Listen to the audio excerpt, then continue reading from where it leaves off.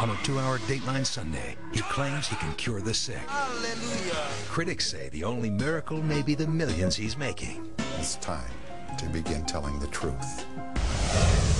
Pastor Benny Hinn. Calling down miracles and raising millions, he says, for God's work. But what happens to people who believed they were healed? And what happens to some of those donations? Ministry documents and inside sources tell us about shopping sprees, private jets, and luxurious living. And what does Pastor Benny Hinn say? Why will you not audit and publicly release your finances? Though Hinn refuses to make his financial information public, he has said that every dollar given to his ministry goes to the work of the Lord.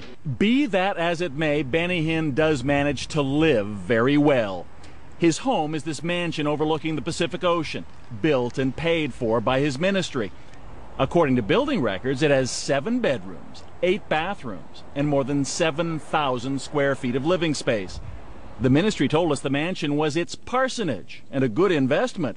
According to area realtors, today it's worth about $10 million.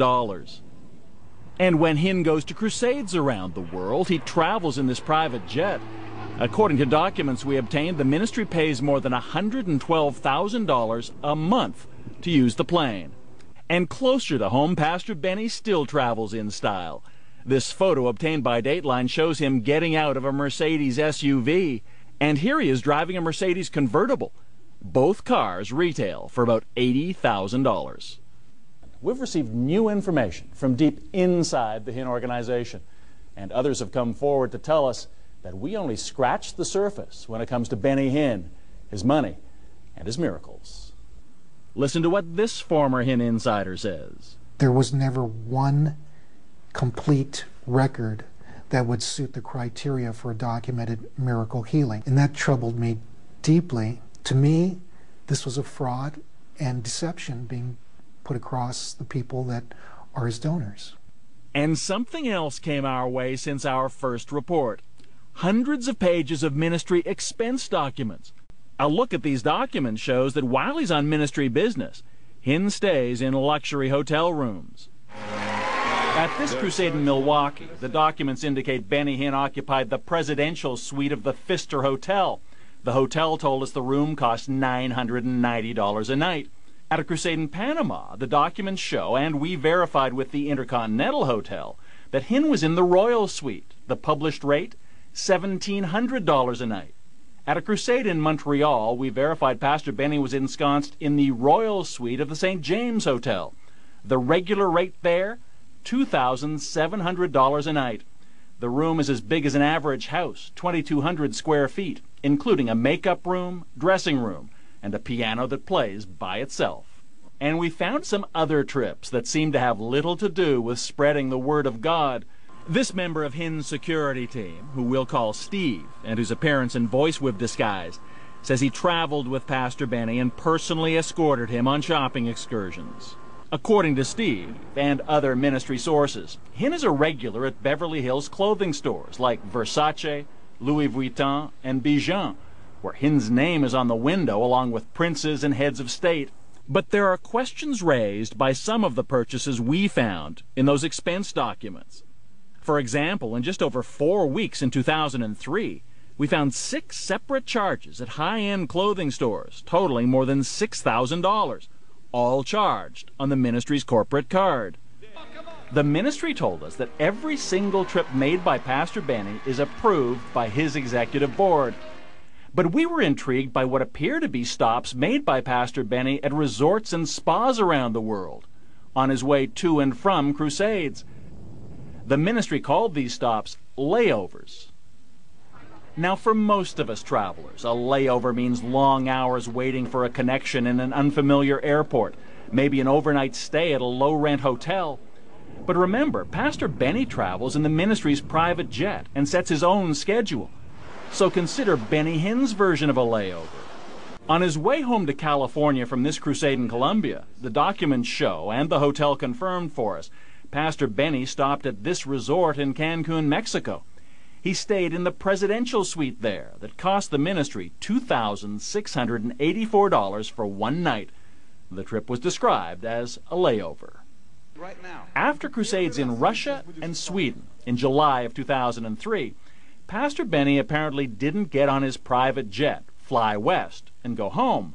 Instead, he flew from Sweden south to Italy, then back north to England, with an entourage that included his son, his daughter, and her fiancée. There were expensive meals, like this one for more than $900 in Italy, and one at this Lebanese restaurant in London for more than $1,700. And check out these hotel bills. In Italy, transportation charges of more than $6,000. In London, another $6,000 for incidentals, such as chauffeur services and in-room tea. The documents also list tips. In 3 days, more than $4,500 worth, including $1,000 to a concierge and another $1,000 to a desk manager. And then there were Pastor Benny's hotel rooms. In London, the documents show, Hinn stayed at the exclusive Lanesborough Hotel. The hotel confirmed for us it was Suite 210 and told us that they never discount rooms. The going rate, the hotel says, more than $3,000 a night. And then there was Pastor Benny's hotel room in Milan. According to the expense documents, room 1001. The hotel confirmed it's the presidential suite. The hotel website says the room is fit for a prince and the largest hotel suite in Europe. Among its 5,400 square feet, 3 bedrooms, a formal dining room, a fireplace, a jacuzzi, a sauna, a Turkish bath, a large terrace with a panoramic view of the city, and a 100-foot-long swimming pool decorated with marble and frescoes. The hotel told us this room rents for more than $10,000 a night. No discounts. In its email to us, the ministry said that Hinn uses a private jet for security reasons, and that it's often necessary to make layovers to refuel his plane and for the pilots to rest. Not surprisingly, Hinn critic Ole Anthony has a different view. It's just a lifestyle. He believes he deserves it. His board of directors says it's okay. So what are you going to do? And when they rationalize it by saying, after all, he's the head of a $100 million a year organization. It has nothing to do with it. You're called to be a servant, a bondservant of Christ, not to live like a king. According to the documents we obtained and ministry insiders, there is also a great deal of cash going out. According to these receipts in 2003, much of it apparently went to Benny Hinn and his family members. This petty cash chit, $1,300 to Hinn's daughter Jessica, no reason given. And this one, $2,550 to her fiancé for watching Joshua, Pastor Benny's son. According to the expense documents, in just over a month in 2003, more than $23,000 of ministry cash was dispensed to Pastor Benny and his wife, who's also a ministry employee. And we found this record showing $25,000 in cash dispersed to accompany Pastor Benny and for a crusade in Anaheim, California, just 30 miles from his house. It's not just Pastor Benny, it's all of these big ministries. They start believing that they are special, and all of that ministry money is their piggy bank. This is how Pastor Benny explained it to his followers when he declined to speak to us for our first report. You may have a question, by the way, on why I did not go on that program. Very simple. The Lord said don't. So we approached Pastor Benny after a crusade in Toronto, and we recorded the encounter with a hidden camera. Why will you not audit and publicly release your finances? I've had to sit with you and talk to you about it. Well, we've talked about this before, and you have not gladly sat. Sir, I've been asking you for an interview for 3 years. Well, I did not. And I'm still waiting.